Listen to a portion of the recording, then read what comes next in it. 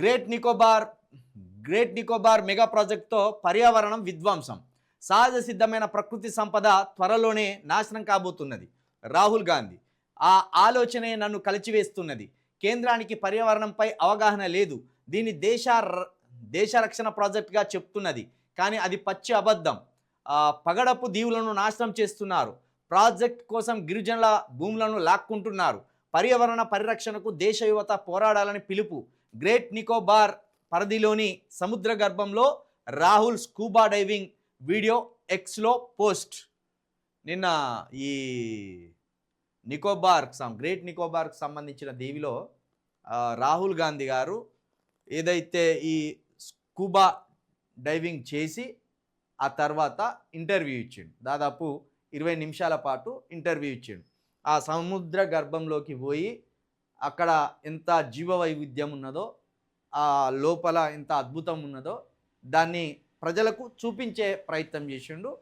అక్కడ ఉన్న సంపదను, ఆ జల సంపద కావచ్చు, ఆ జీవ సంపద కావచ్చు, జీవ వైవిధ్యం కావచ్చు, దీనికి సంబంధించి అంతటిని క్యాప్చర్ చేసి ఇంత అద్భుతమైన ఈ ప్రాంతం అతి త్వరలో విధ్వంసం కాబోతుంది.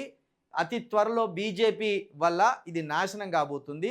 బీజేపీ వ్యాపార దృక్పథానికి ఇదంతా వినాశనం కాబోతుందని చెప్పే ప్రయత్నం కూడా రాహుల్ గాంధీ గారు చేసిండ్రు. అయితే ఈ గ్రేట్ నికోబార్ మెగా ప్రాజెక్ట్ అనేది ఏంటిది? దీని ద్వారా లాభాలు ఏమున్నాయి? దీని ద్వారా నష్టాలు ఏమున్నాయి? అసలు ఎన్డీఏ ప్రభుత్వం ఈ గ్రేట్ నికోబార్ మెగా ప్రాజెక్ట్ ఆలోచన ఎందుకు చేస్తున్నది అనేది ఒకసారి పూర్తిగా తెలుసుకునే ప్రయత్నం చేద్దాం. ఎందుకంటే రాజకీయ నాయకులు అంటే ఎవరి కోణం వాళ్ళకు ఉంటుంది. ఇక ప్రభుత్వం అన్నాక ఒకసారి ఏలు పెట్టినాక ఎంతమంది మొత్తుకున్నా ఇడిచిపెట్టే ప్రయత్నం అసలు ఉండదు.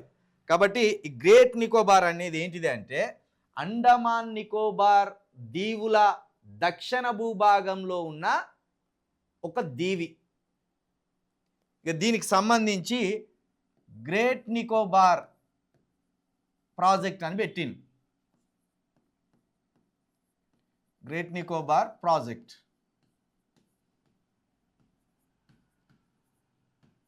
దీని లాభ నష్టాలు,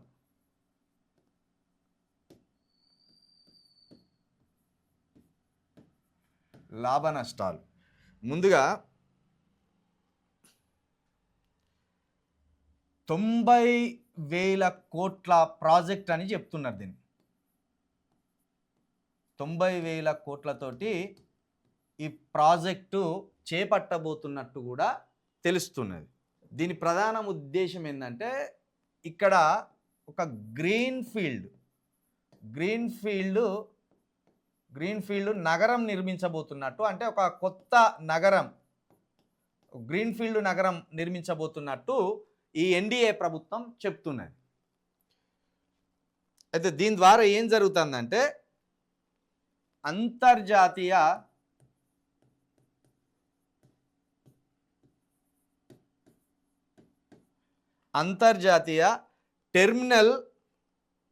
టెర్మినల్ రవాణా జరగబోతుంది అంటారు. అంటే ఓడరేవుల ద్వారా రవాణా వ్యవస్థను నిర్మించబోతున్నారు. ఓడరేవుల ద్వారా దాదాపు ఇది సముద్ర వాణిజ్య సరఫరా అని కూడా దీన్ని అనవచ్చు. సముద్రం మీద జరిగే వ్యాపారం అని కూడా దీన్ని అనొచ్చు. అయితే దీని ద్వారా 4,000 ప్రయాణికులను ఏకకాలంలో చేరవేసే ప్రయత్నం ఉంటుంది అంటారు. అంటే 4,000 మంది ఒకేసారి ప్రయాణించవచ్చట ఈ ప్రాజెక్ట్ కనుక పూర్తయితే. దీని మీద 3,300 మీటర్ల రన్వే, ఇది విమానాశ్రయాన్ని కూడా ఇక్కడ నిర్మించే ప్రయత్నం చేస్తున్నారట. ఇక దాదాపుగా 10,000 లోపు జనాభాతోటి ఇక్కడ 10,000 జనాభా కూడా ఇక్కడ ఉండే విధంగా ఒక ఆలోచన చేస్తున్నారు. ఈ గ్రేట్ నికోబార్ దగ్గర 10,000 జనాభా ఒకేసారి తిరగడం కావచ్చు, ప్రయాణం చేయడం కావచ్చు, కాసేపు ఆహ్లాదం పొందడానికి కావచ్చు, ఇవన్నీ ఉండేలాగా ఒక 10,000 జనాభా కూడా ఇక్కడ ఉండే లాగా చేస్తున్నారు. ఇక హిందూ మహాసముద్రం అదేవిధంగా ఇండో పసిఫిక్ ప్రాంతంలో దీన్ని ఒక వ్యూహాత్మక వ్యాపార కేంద్రంగా కూడా మలిచే ఆలోచన కూడా ఉన్నట్టు తెలుస్తుంది. ఇక దీని ద్వారా పర్యాటకులు కావచ్చు, సాహస క్రీడలు చేసేటోళ్ళు కావచ్చు, ఇలాంటి వాళ్ళకు కూడా ఇది ఒక ఆట విడుపు ప్రాంతంగా కూడా దీన్ని మలిచే ప్రయత్నం చేయాలని ఎన్డీఏ ప్రభుత్వం అనుకుంటాను. దీని ద్వారా 70% ఆదాయం పెరుగుతుందని చెప్తాను. 70% ఆదాయం పెరుగుతుందని చెప్తాను. మరి ఇది ఎంతవరకు నిజం మనకు కూడా తెలియదు. ఇక దీనివల్ల నష్టాలు ఏందనేది ఈ పర్యావరణ వేత్తలు చెప్తున్న నష్టాలు ఏంటంటే, దీని ద్వారా ఇక్కడ ఒక తెగ ఉన్నది. ఈ తెగ అతి పురాతనమైన తెగ అట. ఈ తెగ పేరు ఏమని రాసిండు వీళ్ళ అంటే షోంపేన్ తెగ అని ఉన్నది. ఇది నికోబారిస్ అడవుల్లో ఉండే తెగ షోంపేన్ అనే అతి పురాతనమైన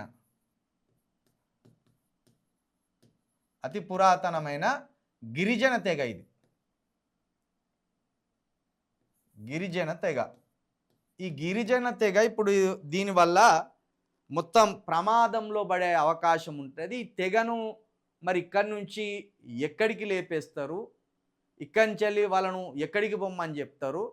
మరి ఇంత పర్యావరణ విధ్వంసం జరుగుతున్నప్పుడు వాళ్ళ ఆహారపు అలవాట్లు కావచ్చు, వాళ్ళ పద్ధతులు కావచ్చు, వాళ్ళ జీవన విధానం కావచ్చు, ఈ మానవులకు మన ప్రపంచానికి వాళ్ళ ప్రపంచానికి చాలా వ్యత్యాసం ఉంటుంది, చాలా తేడా ఉంటుంది. కాబట్టి ఇప్పుడు మరి గిరిజన తెగను చంపిపారేస్తారా, ఈ గిరిజన తెగకు ఎలాంటి ప్రాంతాలకు తీసుకుపోయి వాళ్ళను సురక్షితంగా ఉంచుతారనేది పర్యావరణవేత్తల, సామాజికవేత్తల ఆందోళన. ఇక అదేవిధంగా ఇక్కడ దాదాపు ఒక దగ్గర 10 మిలియన్ల చెట్లు కొట్టేస్తారట ఈ ప్రాజెక్ట్ వల్ల. 10 మిలియన్ల చెట్లు అంటే కోటి చెట్ల నరికివేత. ఇది ప్రాజెక్ట్ పట్ల కోటి చెట్లను నరికివేత అంటే ఇది చాలా పెద్ద ప్రకృతి వినాశనం అని చెప్పాలి. చాలా పెద్ద ప్రకృతి వినాశనం అని చెప్పాలి. చెట్లను పెంచమనే క్రమంలో కోటి చెట్లను నువ్వు కొట్టేస్తానంటే మళ్ళీ కోటి చెట్లు పెరగాలంటే ఎన్ని వందల సంవత్సరాలు పట్టాలి. కాబట్టి ఇది ఒక అతి ప్రధానమైన నష్టం అని చెప్పొచ్చు.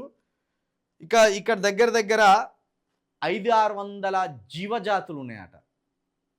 చేపలు కావచ్చు, రకరకాల పక్షులు కావచ్చు, రకరకాల జంతువులు కావచ్చు, సముద్ర గర్భంలో ఉండేటివి కావచ్చు, భూమి మీద ఉండేటివి కావచ్చు, దగ్గర చాలా రకాల జీవ వైవిధ్యం ఇక్కడ ఉన్నట్టుగా కూడా తెలుస్తున్నది. ప్రధానంగా 130 చదరపు కిలోమీటర్ల పరిధిలో 130 చదరపు కిలోమీటర్ల పరిధిలో దీన్ని చేపట్టబోతున్నట్టు తెలుస్తుంది.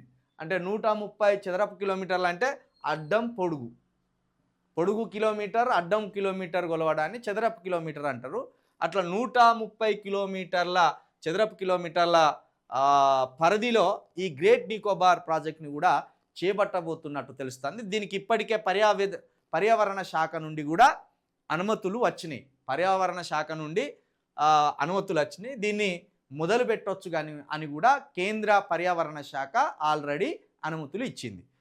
ఇక్కడ 90,000 కోట్లతోటి చేపట్టే ఈ ప్రాజెక్ట్కి గ్రేట్ నికోబార్ అనే పేరు పెట్టి గ్రీన్ ఫీల్డ్ అనే ఒక మహా పెద్ద నగరాన్ని మేము నిర్మించబోతున్నాం. ఈ నగరంలో దాదాపు 10,000 మంది ఒకేసారి అక్కడ రాకపోకలను కొనసాగించవచ్చు. 3,300 ఒక రన్వే ఉంటుంది. 4,000 మంది ఒకేసారి ఉపాధి పొందే అవకాశం ఉంటుంది. ఇక్కడ 10 మిలియన్ల చెట్లను నరికే అవకాశం ఉంటుంది. షాంపేన్ అనే అతి పురాతన గిరిజన తెగ గిడ ఉన్నది. ఇట్లా రకరకాల లాభ నష్టాలను ఎవరికి వారు పోల్చుతున్నారు. ఒక్కసారి ఇక్కడ కేంద్రం ఓ నగరాన్ని కట్టాలనుకున్నాక ఓ ప్రాజెక్ట్ చేపట్టిన తర్వాత ఇక దాన్ని ఎవరు అడ్డుకునే అవకాశం అయితే లేదు.